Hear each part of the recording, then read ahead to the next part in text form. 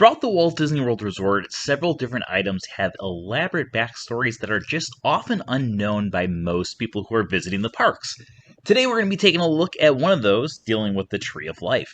Guests who visit the Tree of Life are probably enamored by the several different animals found throughout the tree and the different carvings that can be found around. However, the backstory about the Tree of Life is a lot more elaborate than most people realize. It's story time. A long time ago, there was nothing. There was just desert, there was no water, there was no greenery, there was just barren land everywhere where the Tree of Life currently sits. And in this barren land, there were several different animals that were scattered around, just trying to figure out how they were going to survive.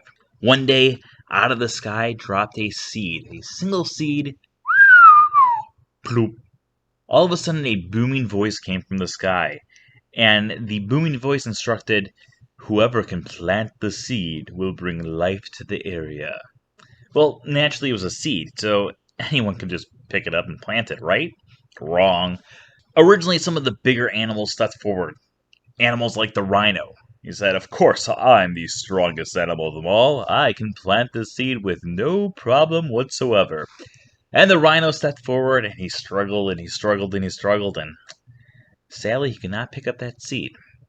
Then all of a sudden, one by one, different animals came forward. The mighty elephant. "I'm the strongest animal of them all. I can plant the seed. No problem. I'll bring life to the area."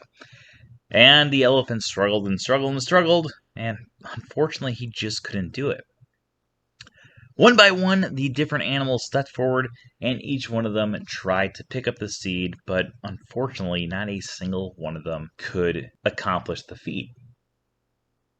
Then all of a sudden, in the back of the crowd, there was a small little voice that spoke up. Excuse me, can I try?" All the animals looked at the animal that was speaking, and they all just started laughing. "Are you kidding me?